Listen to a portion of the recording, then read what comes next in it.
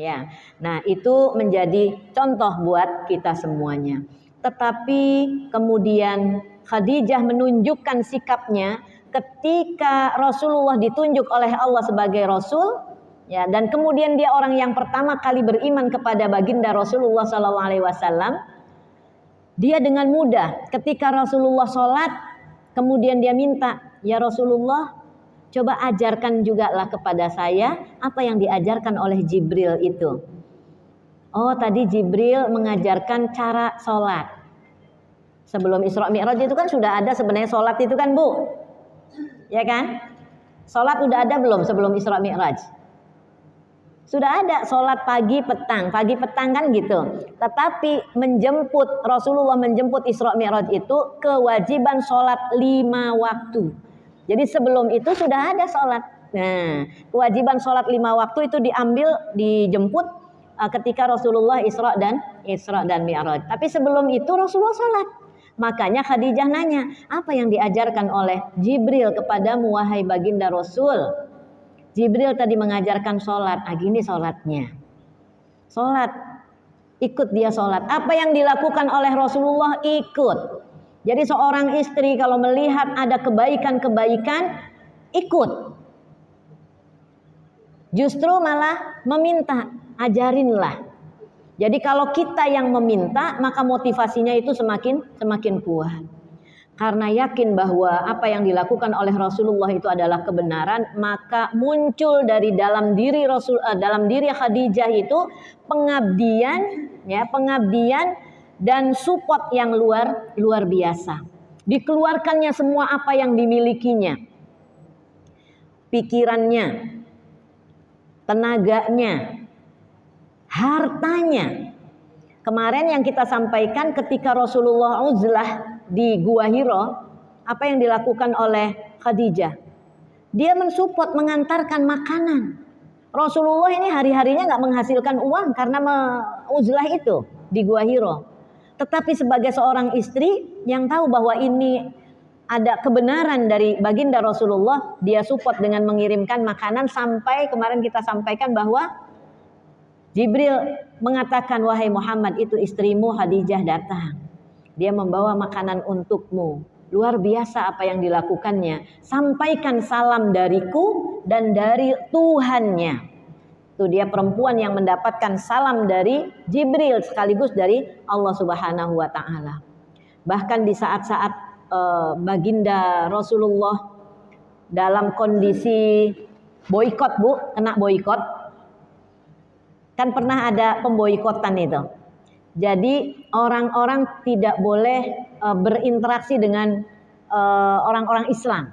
Sehingga kita mau membeli susah, mau orang juga menjual juga susah. Sampai ketika itu harga makanan karena diboikot tentu jadi mahal, ya kan Bu? Harga-harga makanan jadi mahal. Apa yang dilakukan? Dikeluarkanlah harta Khadijah itu. Ini Rasulullah, belilah semahal apapun, belilah dengan harta ini, berikan kepada kaum muslimin yang sekarang ini sedang kelaparan. Habis uang Khadijah. Dengan uangnya, kadang kan kita kalau berinfak tuh, kalau sekarang habis nanti gitu kan, bagaimana untuk besok ini gitu. Tapi dia tidak mikir itu. Sampai ketika Khadijah dalam keadaan lemah sakit, tidak ada lagi uang yang bisa diberikan karena kan diboikot tadi itu tentu usaha juga jadi macet. Kita ingat waktu Covid kan Bu, banyak bisnis-bisnis yang berhenti gitu. Jadi bisnis pun tidak jalan sehingga masukan tidak ada sementara uang keluar terus. Khadijah sakit dalam keadaan lemah, terbaring gitu ya. Kemudian Khadijah mengatakan kepada suaminya, wahai Rasulullah, apalagi yang bisa saya lakukan ya?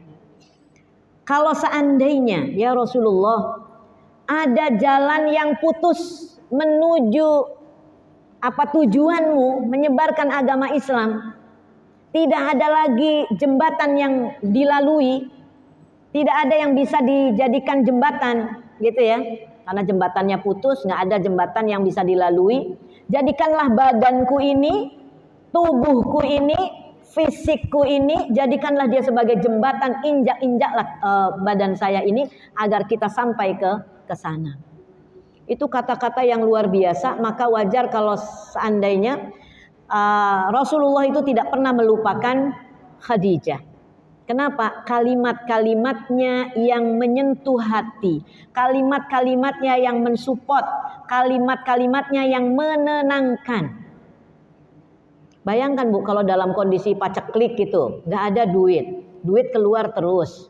Kemudian ya udah habis duit saya nih, nggak ada lagi yang uang masuk. Kalau misalnya ngomong seperti itu mungkin suami ya gimana juga gitu. Tetapi subhanallah kita belajar dari Khadijah, ternyata setianya itu luar biasa. Ucapan-ucapannya itu luar biasa. Sampai Bu ketika Fathu Mekah, ketika terjadi Fathu Mekah, kan udah menang nih. Rasulullah itu di mana tinggalnya Bu? Dia menyendiri dari sahabat-sahabatnya. Dia ambil posisi dekat kuburannya Khadijah. Kemudian dia berbicara dengan Khadijah itu. Jadi kalau kita berbicara di kuburan itu boleh apa enggak Bu? Boleh enggak Bu bicara dengan kuburan itu?